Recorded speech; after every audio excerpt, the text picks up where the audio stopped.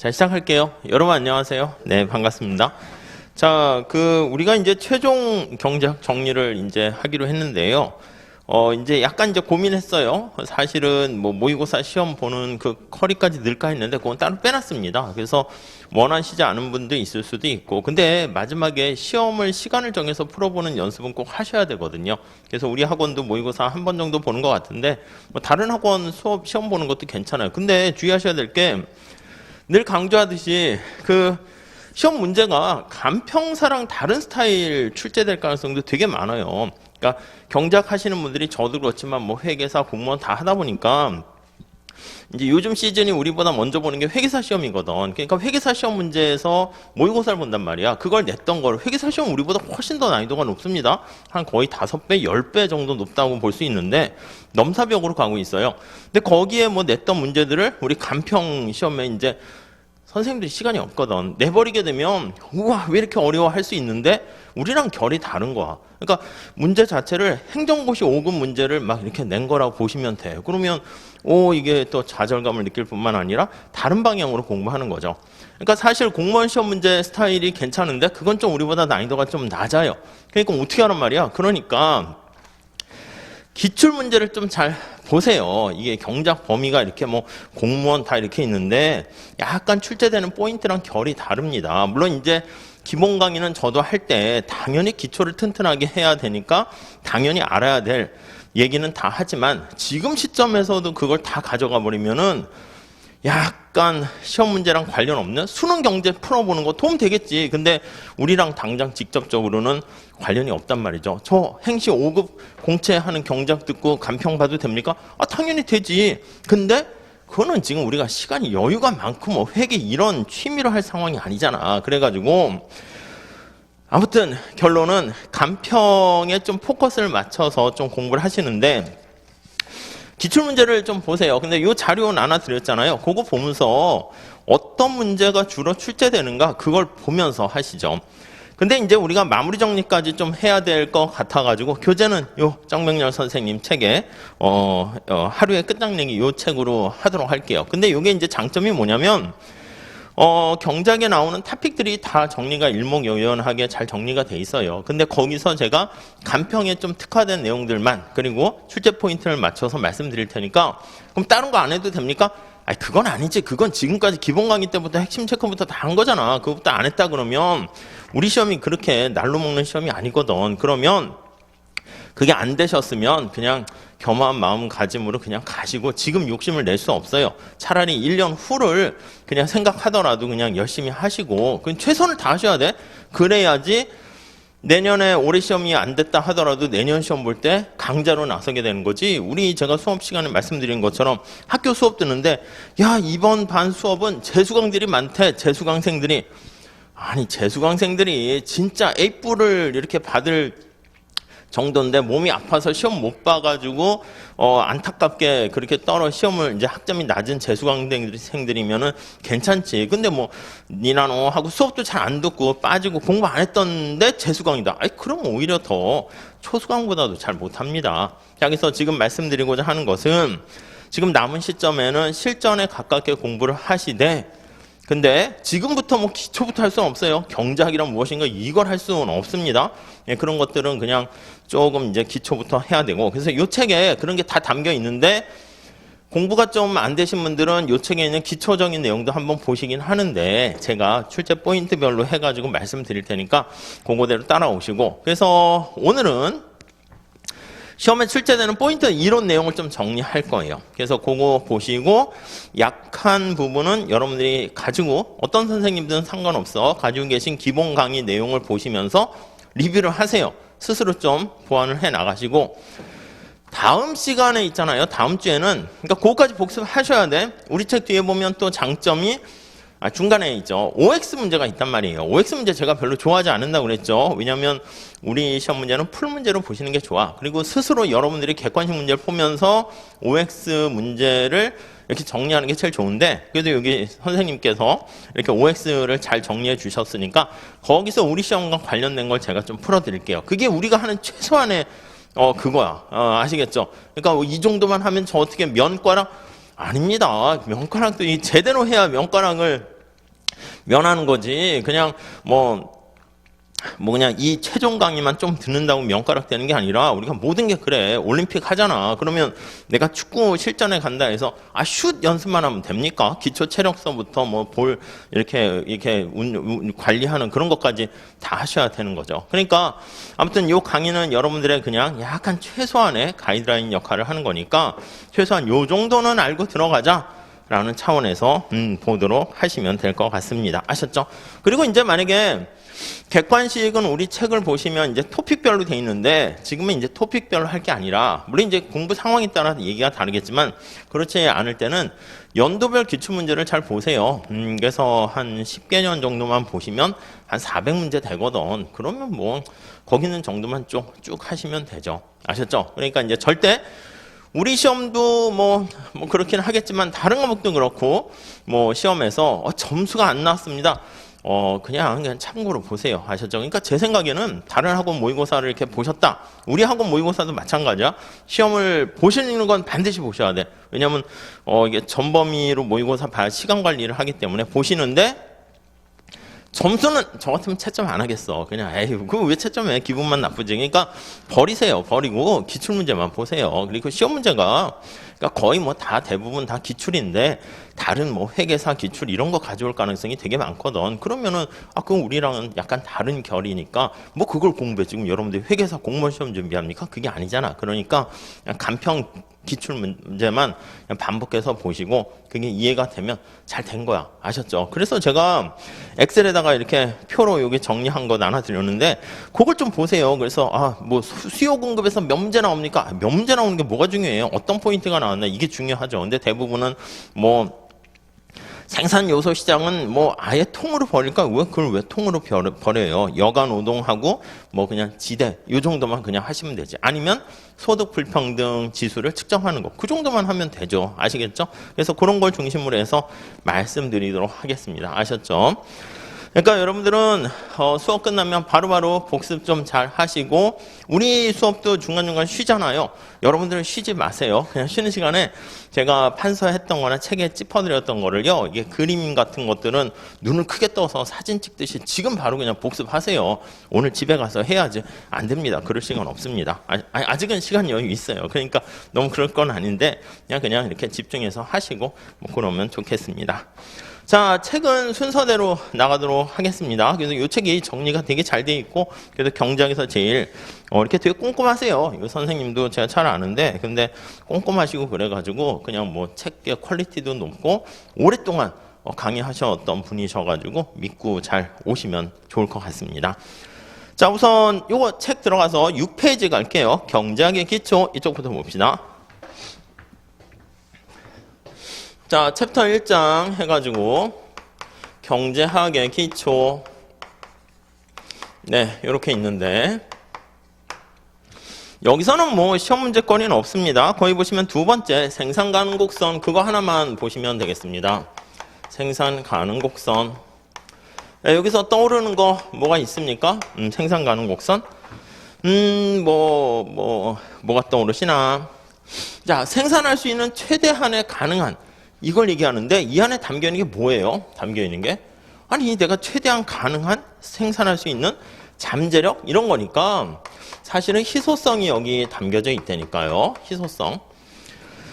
얘가 이렇게 타노스 같이 힘이 워낙 무한히 세고 신과 같은 존재면 가능 자체가 위로 뻥 뚫려 있겠지. 그러니까 이런 거 얘기할 필요 없는데 뭔가 생산할 수 있는 가능한 제약 조건이 있다라는 건 희소성 때문에 그렇다라고 보시면 되겠어요.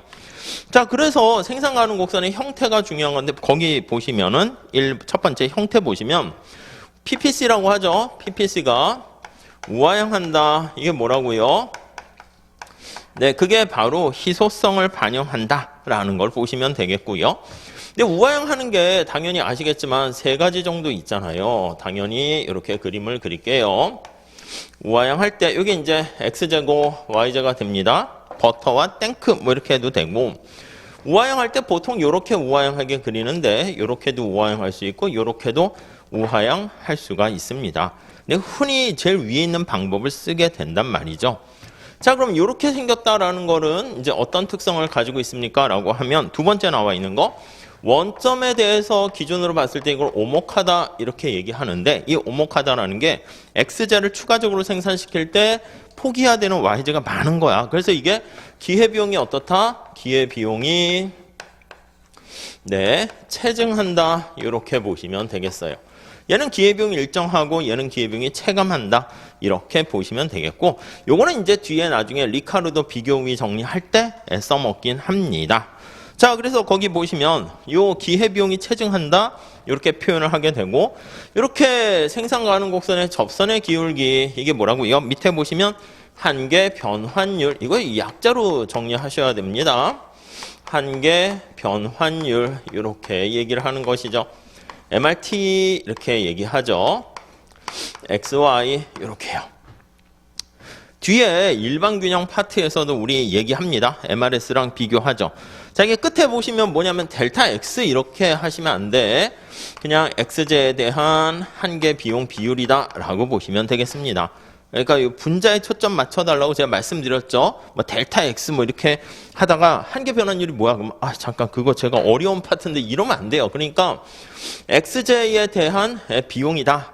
한계 비용이다 이렇게 보세요. 그러니까 한계 비용이 여기 보시면 점차 접선의 기울기가 커진다라고 하면 뭐야? 그러니까 X제에 대한 비용이 커진다. 이렇게 생각하시면 돼요. 그래서 거기 보시면 MRT 이렇게 나와 있는 거 보시면 될 것 같고 우리 책에서는 바로 그림 밑에 MCX가 커지고 MCY가 감소 다 양쪽 보는데 지금 시험장에서는 양쪽 다 보시면 헷갈려. 두 개밖에 없는데 헷갈리니까 분자에만 초점을 맞추시죠. 그래서 한계 변환율이 체증한다는 의미는 네, 그러면 이걸 X제를 증가시 자, 한계 비용 코스트라고 할게요. 코스트가 증가한다는 것을 의미한다. 이렇게 지금 엄밀하게 설명하는 건 아니고 약간 직관적으로 설명드리는 거니까 MRT가 커진다, 작아진다 그 느낌을 가져가셔야 된다고요. X제를 늘리고 시험장 가면 그런 거 생각할 여유가 없다니까. 지금 여러분들 보니까 머리가 이게 맑은 아침에 잘 이렇게 머리가 돌아가시는데 시험장 가면 안 그렇습니다. 그냥 정신없어. 뭐지 하다가 끝났네. 이렇게 된다고요. 그렇기 때문에 좀 이렇게 직관적으로 보시죠. 자, 그 다음에 요거 이동 요인 정도 하나만 볼게요. 이동 요인. 네, 보시면 자, 거기 바깥쪽으로 이동하는 요인은 뭐 기술 진보라든가 우리가 경제 성장하는 겁니다. 천연 자원이나 인구 증가, 자본량 증가 이런 것들이 바로 바깥쪽으로 이동하는 것이고 시험에 주로 나오는 게 이제 실업이 감소했다. 그건 이제 안에서 이게 실업이 있으면 요 안에가 비효율적인 점을 나타내는 것이죠. 그래서 실업이 감소하면 이렇게 곡선 상으로 가는 거 이렇게 보시면 되겠습니다. 그래서 실업의 감소는 네, 곡선 자체는 그대로 이렇게 보시면 되겠어요. 자체는 그대로 네, 이렇게 봐주시죠. 자, 그 정도만 봐주세요. 그 다음에 옆에 유량, 저량, 뭐 인과의 관계, 구성의 오류 하지 마세요. 이런 거 그냥 기본 강의 때 하고 상식으로 머릿속에 넣어두시는 겁니다. 넘어갈게요.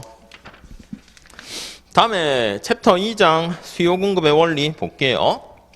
자, 챕터 2장 수요 공급의 원리.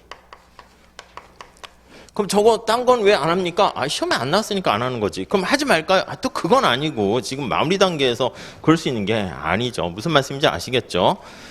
자, 수요 공급과 관련해서는요. 자, 거기 12페이지 보시면 되는데 자, 먼저 수요에 대한 내용을 좀 정리를 하셔야 돼. 자, 수요는 이제 뭐 유량 개념이고 사고자 하는 자신의 의사를 나타내고 뭐 그건 당연히 전제로 보셔야 되고 그 개념에 나와 있는데 참고로 보시고 우리는 거기 수요 곡선 도출하는 거 거기를 사실은 보셔야 됩니다. 그래서 개별 수요 곡선이 우하향하는데 시장 수요 곡선이다 하면은 이게 거기 보시면 보이시죠? 세 번째 보시면 시장 수요 곡선 나와 있는데 그게 개별 수요 곡선의 첫 번째 줄에 수평의 합 그거 잘 보시죠.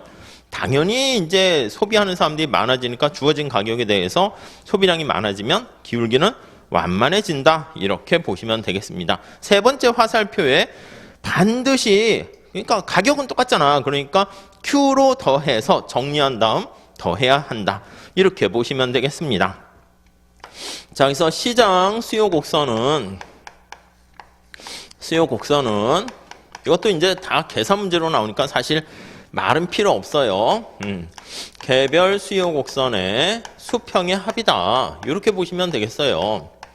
수요 곡선의 수평의 합이다. 자, 수평의 합이 무엇을 뜻해? 하면 우리가 수평축을 Q라고 쓰잖아. 그러니까 Q로 더한다는 거야. 아시겠습니까? 이 몸에 반사적으로 느끼셔야 되는데 Q로 정리해서 더해라. 이거는 다 아실 겁니다. 왜냐하면 이게 일반적으로 얘기하는 사적제 같은 경우는 뭐가 똑같습니까? 가격이 똑같아요? 수량이 똑같아요? 가격이 똑같지. 콜라 가격 감사해요. 알로에가 있는데 제가 가나 여러분들이 가나 소비하는 살 때 가격은 똑같단 말이야. 근데 이제 주어진 가격에 대해서 저거를 알로에 저 음료수를 좋아하는 사람은 많이 사고 싫어하는 사람은 조금 사니까 그래서 주어진 가격에 대해서 소비하려는 양이 다르죠. 이해 가세요? 공공재랑 같이 비교해서 보셔야 됩니다. 자, 그래서 거기 화살표 보시면 수평으로 합한다라는 것은 각각의 가격에서 수요량을 더한다. 이렇게 나와 있습니다. 그래서 Q로 정리해서 더해라. 이렇게 돼 있고요. 자, 예외 그것도 동그라미 치세요. 공공재는 이게 반대야. 공공재는 P로 정리해서 더해라. 이렇게 보시면 되겠습니다. 자, 그 정도 정리하시고 그 다음 밑에 수요량의 변화와 수요 변화는 뭐 지금 하기엔 그렇죠. 가끔 이제 점수 주려고 나오는데 그 재화의 가격이 변하면 곡선상의 이동이고 곡선은 가만히 있고 그건 기본적인 그래프 보는 연습이죠. 그 재화 가격 이외에 다른 게 변하면 위에 나와 있듯이 소득, 취향, 뭐 다른 재화의 가격 이런 것들이 변하면 곡선 자체가 이동한다. 이렇게 보시면 되겠고요.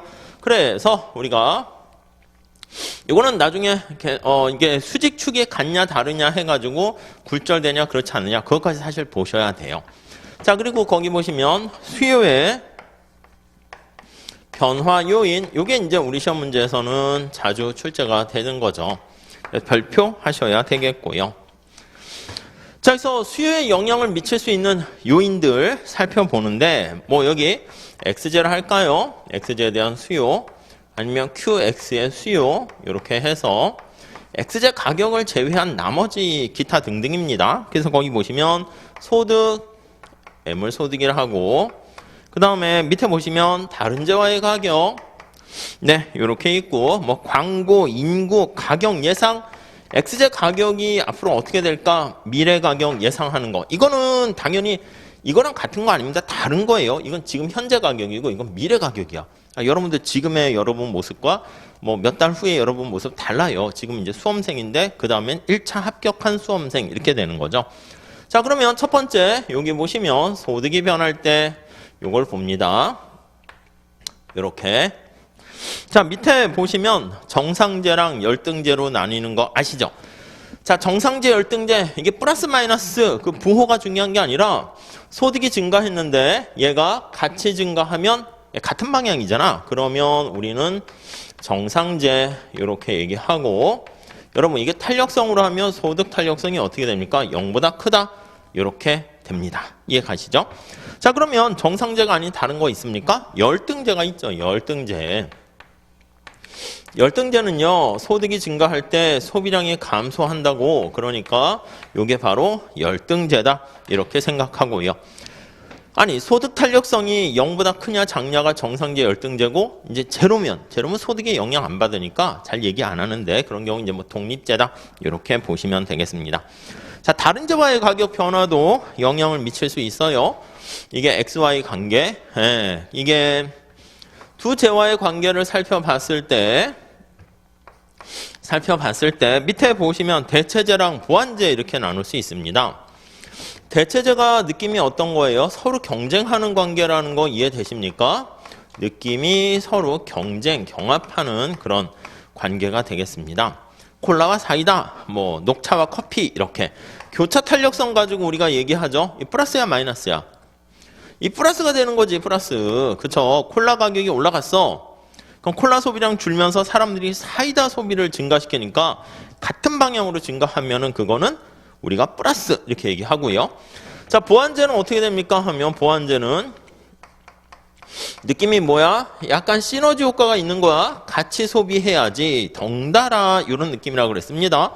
얘는 교차 탄력도가 0보다 작은 거 이렇게 보시면 되겠죠. 이해 가시겠죠? 그래서 뭐 커피와 뭐 프림 이런 거랑 비슷하게 보시면 되겠습니다. 뭐 그 정도.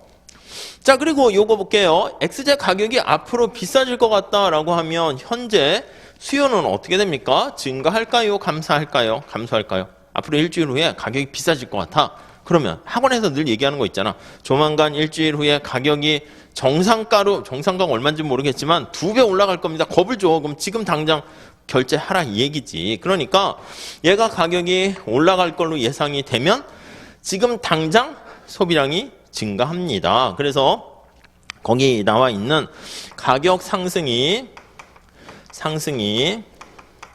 예상시, 그러니까 미래 가격이 상승하는 거와 수요가 증가한다. 이렇게 보시면 되겠습니다. 오케이, 이해되시죠?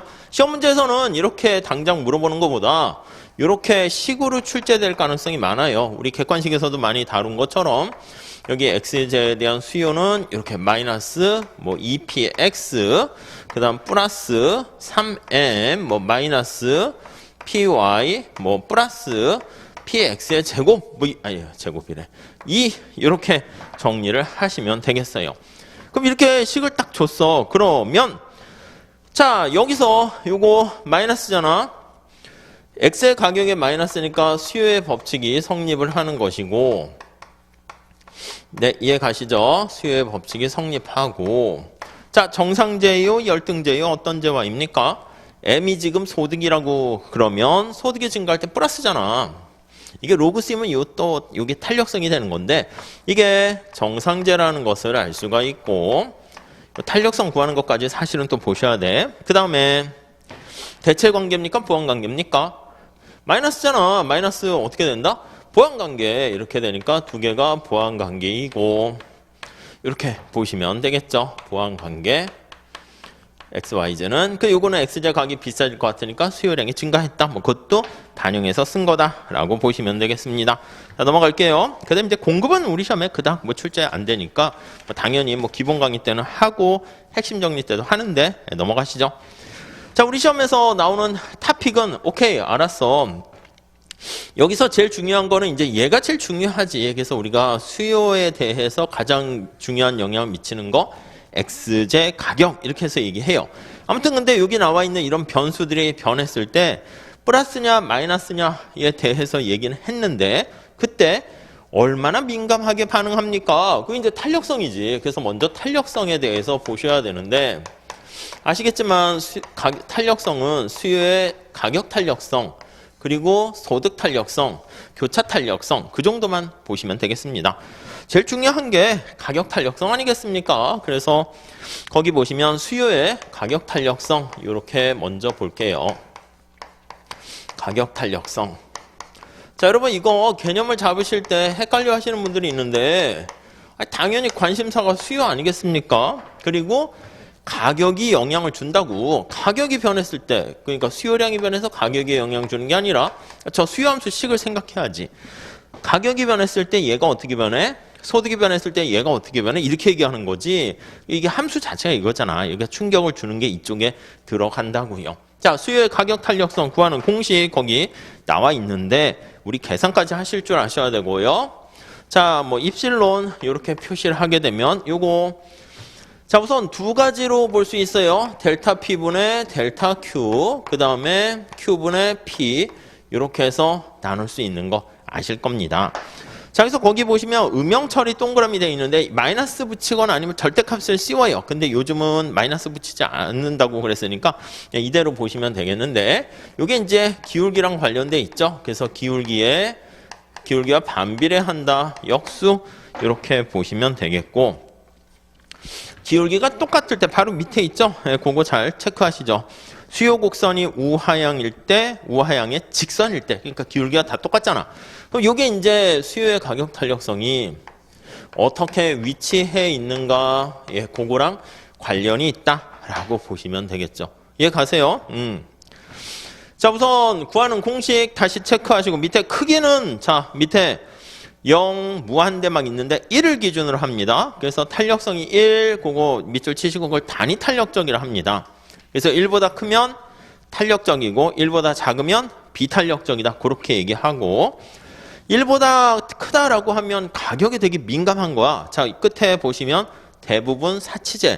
그러니까 사치제랑 그러니까 원래 사치제냐 뭐 필수제냐 이거는 우리가 사실은 소득 탄력성 가지고 하는 건데 가격 탄력성도 관련이 좀 있어서 거기다 넣은 거야. 그래서 대부분 필수제들은 비탄력적이고 사치제에 가까운 것은 탄력적이고 그리고 수요의 가격 탄력성이 무한대가 되면 어떻게 됩니까?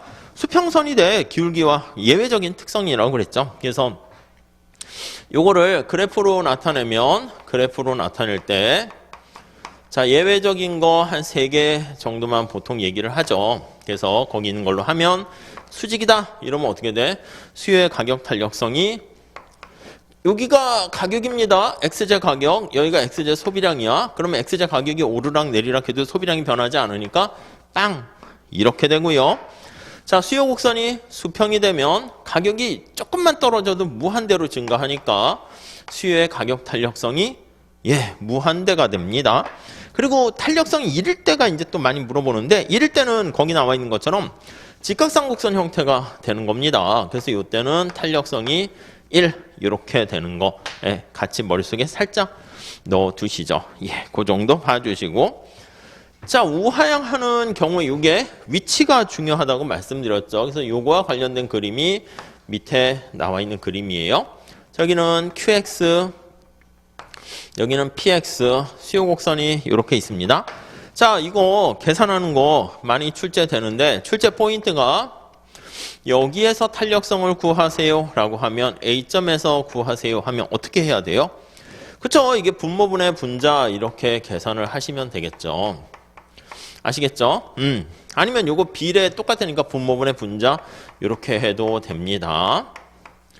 이렇게요. 아시죠? 자, 그래서 밑에 나와 있듯이 분모분의 분자 이것도 마찬가지야. 이거 분모분의 분자 이렇게 해도 되는 거예요. 자, 그러니까 얘가 만약에 A에서 이쪽으로 올라간다고 할게요. 그래서 여기다 정리하면 A점에서 가격이 상승하면 P가 상승하고 아니면 QX가 감소하면 탄력성은 커져요, 작아져요? 분모분의 분자하면 당연히 커지는 거 알 수 있죠. 아니 직관적으로 봐도 딱 들어맞는 건 아닌데 아니, 가격이 비싸지고 소비를 잘 많이 못하는 거 사치제에 가까워요, 필수제요? 사치제잖아. 그러니까 탄력성은 커진다 이렇게 볼 수가 있게 됩니다. 아시겠죠?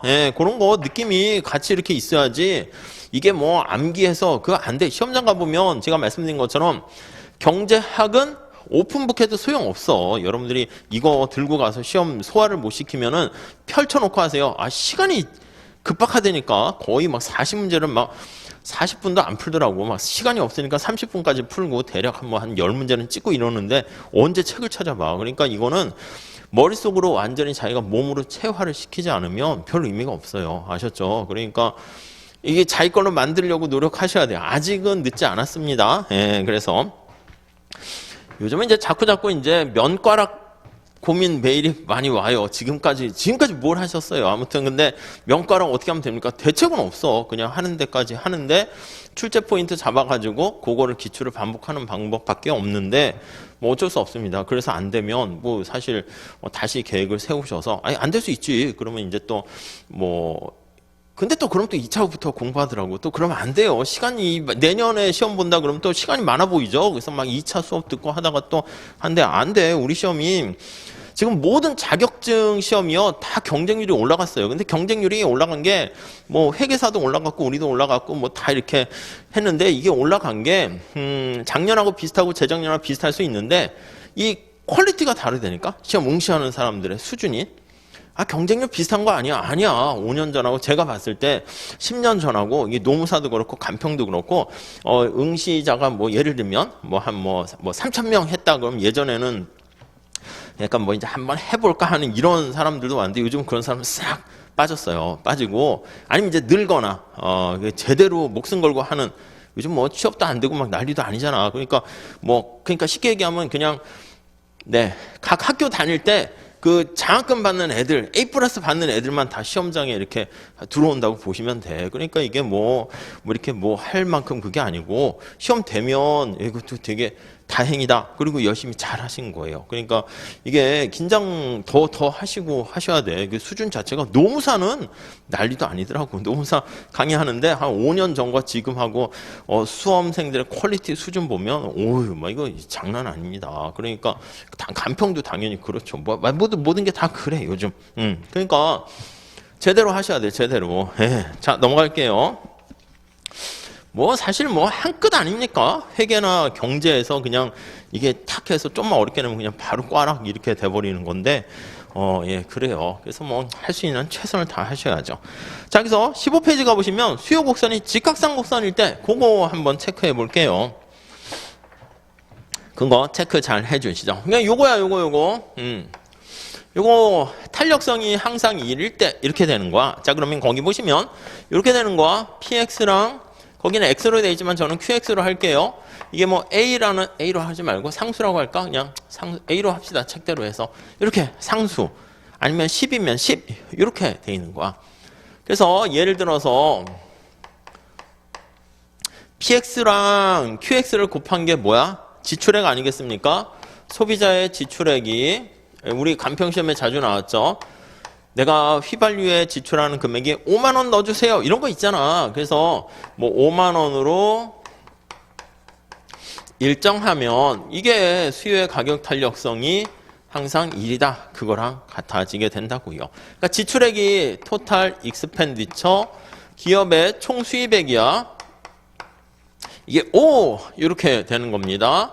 그럼 이게 PQ 이렇게 되는 거죠. 자, 그림으로 다시 정리하게 되면 여기가 Q고 여기가 P잖아요. 이렇게 수요 곡선이 직각상 곡선 형태가 됩니다. 자, 그러면 여기가 가격이 5만 원일 때는 그냥 1리터만 넣게 되고요. 이 면적이 총 지출 금액이야. 가격이 만약에 1만 원이 됐다 그러면 5리터 넣어주세요. 이렇게. 요 면적이 일정하게 되는 그러한 상황에서는 네, 가격이 변해도 총 수입, 총 지출이 일정한 거 알 수가 있겠죠. 자, 그래서 요거 보시면 요 위에 지수 가지고 표현합니다. 이게 1이 생략되어 있는 거죠. 그럼 탄력성이 항상 1이다. 이렇게 보시면 되겠어요. 자, 그러면 요거 다시 한번 써볼게. 거기에도 밑에 나와 있는데 QX는 어떻게 됩니까? A는 주어져 있고 PX 이렇게도 쓰고요. A 있고 PX에 마이너스 1 이렇게 있는 거죠. 그렇잖아. 이거 잘 보세요. 이거 QX로 정리한 거야. 그러니까 P가 1, 2 내려갔고 PX분의 A가 됐죠. 이 지수 법칙에 따라서 이 PX분의 1은 마이너스 1승입니다. 그러면 얘가 바로 탄력성이야. 원래 마이너스 1인데 절대값 씌워서 1로 표현을 하는 거죠. 자, 그러니까 이 수요 곡선 상황에서는 자, 밑에 체크해 주세요. 수업도 제가 그렇게 말씀드렸는데 가격 탄력성은 어떻게 돼요? 가격 탄력성은 1이죠. 항상. 소득 탄력성 어떻게 돼요? 빵이지. 왜요? 여기 소득이 없잖아. 소득이 있어야지 소득에 영향 받는데 없다는 건 영향 안 받는다는 거야. 교차 탄력성 어떻게 됩니까? 다른 재화의 가격이 여기 있어요? 없어요? 없잖아. 없으면 영향 안 받는 거야. 그래서 빵 이렇게 됩니다. 자, 뭐 베이징 뭐 동계올림픽이 이 X제 소비에 영향 미쳐요, 안 미쳐요? 없잖아. 그러니까 뭐 그냥 뭐 걔네들이 반칙을 하던 편파 판정을 하던 그냥 나랑 영향 안 받으셔야 돼요, 여러분들. 그냥 수업 시간인데 괜히 뉴스 보지 마세요. 그러니까 봐서 뭐야 뭐 화내시는 분도 있고 그런데 지금 그럴 상황이 아니죠, 지금. 자, 넘어가도록 하겠습니다. 자, 밑에 똑같아. X제 구입액이 소득의 일정 비율 그거 하나 체크하시고 예산성 가지고 우리 많이 봤었죠. 그래서 그것도 이 패턴하고 똑같습니다. 거기 보시면 M이 소득인데 M 앞에 이것도 A 앞에 1 이렇게 생략된 거잖아. 그러니까 똑같은 패턴으로 보시면 되겠습니다. 그 다음에 이런 거 하지 마시라고. 그러니까 안 중요하다는 게 아니라 사실 뭐 그런데 거기 소비자들 몇 개 그룹으로 나눌 때 이거 우리 시험에 나온 적이 없어요. 모든 시험에도 나온 적이 없다고. 그러면 이거 빼야 됩니까? 아니 뭐 근데 교과서에 있긴 해요. 미시경제학 제일 유명한 이중국 선생님 책의 연수 문제로 있는데, 근데 이걸 해가지고 그룹을 나눌 때 여러분들 사람 수가 중요한 게 아니고 비중이 중요하고 하면 여러분들이 야 저런 것도 하나보다, 제가 봤을 때 필요 없는 거지. 왜요? 당장 시험 보는데 나온 역사가 없는데 그걸 해야 됩니까? 지금 나온 것도 제대로 못하는 마당인데. 아시겠죠? 무슨 말씀인지. 그래서 제가 지금 그거를 갈려주는 것이고, 이걸 뺄 것까지 아니고 그냥 뭐 지우지 마시고 그냥 제가 말씀드린 거 위주로만 잘 보시라는 뜻입니다. 아시겠죠? 자, 밑에 지수 함수 형태일 때 그거 별표에서 체크해 주시죠. 자, 참고. 이거를 위에 게 이해가 안 되는데 밑에 거 참고해서 그거 하는 거는 의미가 없어요. 예, 아시겠죠? 근데 그거까지는 해야 돼. 여기 이해 됐을 거라고 보고 하는 겁니다. 그래서 이제 거기 보시면 첫 번째 수요 함수가 우리가 앞에 얘기한 것처럼 A 상수 의미 없고 P에 마이너스 알파, 이거 직접 계산해보면 알파가 나오거든. 근데 지금 시험에 앞둔 우리 입장에서는 여기 1이 생략된 거잖아. 그러니까 탄력성은 알파로 항상 일정하다. 그렇게 가고 넘어간다고요. 아셨죠? 자, 그래서 거기도 마찬가지야. 생산함수 얘도 우리가 활용을 합니다. 콥더글라스 생산함수죠. 노동의 알파, 자본의 베타라고 할게요. 그러면 이게 바로 탄력성이야. 요거 바로 이게 바로 탄력성입니다. 무슨 탄력성? 노동 위에 붙어 있잖아. 그러니까 이거는 노동 탄력성. 이렇게 보시면 되겠습니다. 뭐에 대한? 생산에 대한 노동의 탄력성. 이렇게 보시면 되겠고, 베타는 자본 탄력성. 자, 화폐 수요까지 연결합니다. 밑에 나와 있는 것처럼 보몰의 화폐 수요까지 연결을 하게 되면 여러분 루트 속에 들어가 있는 거, 루트는 2분의 1이는 거 이해되시죠? 그래서 거기 보시면 P도 P, 여기다 실질 변수로 이렇게 P를 쓰기도 하는데 여기다 그냥 책대로 합시다. 이렇게 놓고 이 R 그 다음에 BY 이렇게 돼 있어요. 자, 이거에 대한 탄력성 계산하세요. 그럼 거기 밑에 나와 있는 것처럼 정리를 하시죠. P 이렇게 있고, 자, B에 어떻게 돼? 루트 속에 다 들어간 거야. 2분의 1, Y에 2분의 1, 그쵸? 요거는 2는 이제 의미 없으니까 지워버릴게요. 그냥 루트 2분의 1 이렇게 돼 있는 거고, 그냥 쓸까요? 그럼 2분의 1. 그 다음 요거 R 있잖아. 이건 어떻게 됩니까? R에 마이너스 2분의 1. 그러니까 분모에 있으면 마이너스가 붙어 있는 거죠. 지수의 법칙에 따라서. 자, 그러면 이거 소득 앞에 붙어 있으니까 이 소득이야. 이거는 저 화폐 수요에서 소득 탄력성, 화폐 수요에 대한 풀네임으로 쓰면 화폐 수요의 소득 탄력성 이렇게 되는 것이고, 2분의 1. 그 다음에 얘가 뭐야? 얘가 2분의 1이잖아요. 마이너스 붙어 있네. 요거 이자율 탄력성이죠. 이자율이 음수다라는 거 알 수가 있고, 그래서 이자율 탄력성 이렇게 돼 있습니다. 역시 화폐 수요의 이자율 탄력성 이렇게 보시면 되겠죠. 그래서 위에 나와 있는 기본 원리를 활용해서 좀 확장한 것이다 라고 보시면 되겠습니다. 자, 넘어가시면 이쪽으로 올게요. 자, 수요의 가격 탄력성 구하는 방식과 뭐 계산하는 방법 했는데, 언제 탄력성이 커지냐, 이렇게 수요의 가격 탄력성이 커질까, 요게 살짝 그래도 알고는 계셔야 됩니다. 자, 16페이지 위에 나와 있습니다.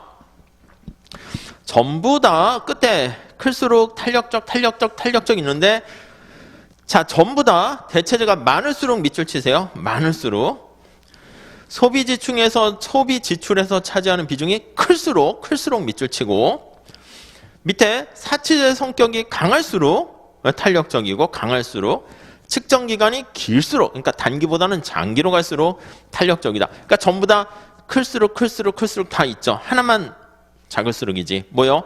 분류 범위가 좁을수록. 그거 하나 암기하시죠. 원래 이해를 해야 되는데 지금 상황은 이해는 했다 생각하시고 바로바로 탁탁 튀어나와야 되기 때문에 그거 한번 체크하시면 되겠습니다. 자, 그 다음에 수요의 가격 탄력성과 판매자의 총수입, 이거 되게 중요한 건데 요거 관련해서 하는 겁니다. 밑에 그림은 이해를 위해서 하는 것이고, 지금 그거 할 시간 없어요. 그러면 지금 문제 풀 때 어떻게 풉니까? 아니, 이렇게 푸시면 되지. TR은 P 곱하기 Q잖아요. 그러면 우리가 생각할 때 가격을 올린다라고 할게요. 우리 학원이 자 올해 이제 새해를 맞이해서 수강료를 2배 올리겠습니다. 뭐 그렇진 않겠지만 아무튼 이렇게 올렸다고 합시다. 올리면 우리 학원의 판매 수입에 어떤 영향을 미칠까 그걸 봐야 되는데 실제 문제 풀 때는 요식 하나만 보시면 돼요. 오른쪽에 변화율이 있는 걸로 원래 해야 되는 건데 화살표 길이로 표현을 합시다. 가격을 올렸더니 수강생들이 뭐 하는 거야? 강의 퀄리티는 안 올리면서 가격만 올려? 이렇게 되면 그럼 판매 수입이 오히려 줄어요. 아시겠죠? 만약에 가격을 올렸어.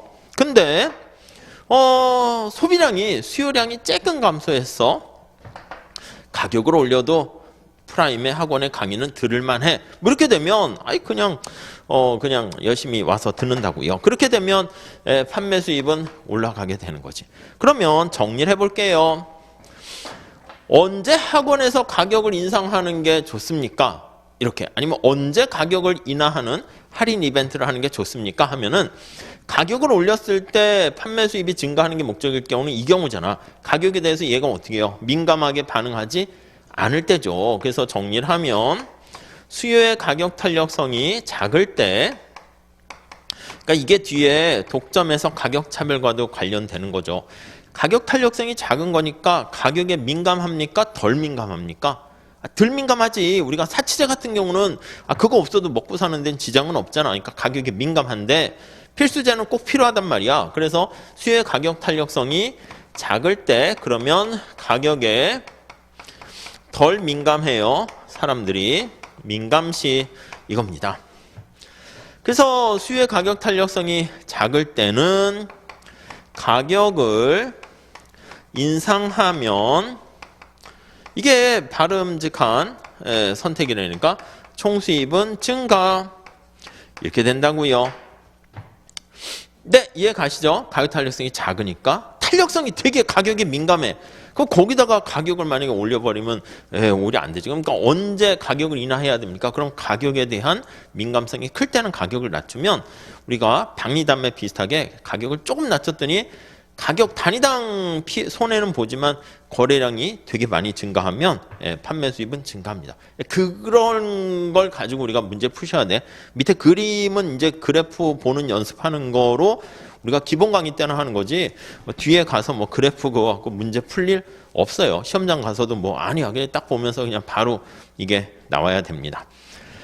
자, 오른쪽에 증가율의 근사치를 구하는 방법은 곱하기는 더하기고 그 적용 사례 잘 체크하세요. 판매 수입도 이제 변화율로 표현하고 명목 환율 변화율 이거 뒤에 구매력 평가서를 할 때 하죠. 교환방 정식도 우리 시험에 자주 출제되죠. 변화율로 하는 거는 곱하기는 더하기, 나누기는 빼기 보시죠. 자, 그 다음에 탄력성 할 때 수요의 가격 탄력성만 잘 보시고요. 기타 탄력성은 이쪽에 나와 있는 것처럼 소득 탄력성, 여기 나와 있는 교차 탄력성, 거기 보완제냐, 열등제냐, 대체제냐 이런 것들 보시면 되겠어요. 넘어갈게요.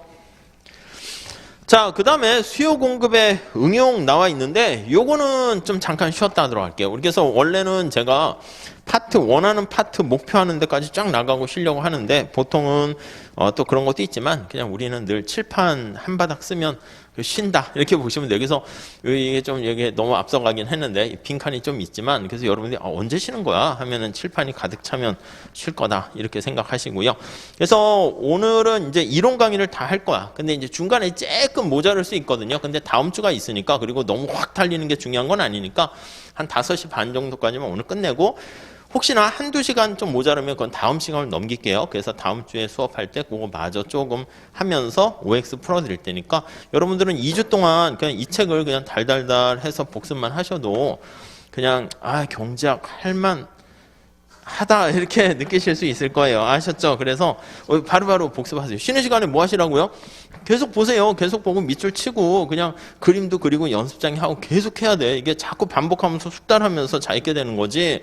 그냥 한번 잘 정리해놓고 컬러풀하게 형광펜을 해놨다고 잘 읽게 되는 게 아니에요. 아셨죠? 그러니까 보고 또 보고 수십 번. 그래서 몇 회독 해야 됩니까? 또 메일로 물어보는데 몇 회독은 이거 거의 한 50회독 하셔야 돼. 근데 50회독이 오늘 수업 들으면서 한번 받고 쉬는 시간에 또 보시고 집에 가서 또 보시고 바로 3회독 된 거잖아. 그리고 이제 다음 주 왔을 때 또 보고 그럼 이것만 해도 거의 한 5회독, 10회독 되는 거니까 이게 딱 우리가 이제 공부 자세 잡고 책상 정리하고 이제 이렇게 하는 게 아니라 그냥 수시로 계속 들고 다니면서 보셔야 됩니다. 아셨죠? 그래서 뭐 회독은 제가 봤을 때 거의 무한 회독을 해야 된다라고 볼 수가 있습니다. 잠깐만 쉬었다 할게요.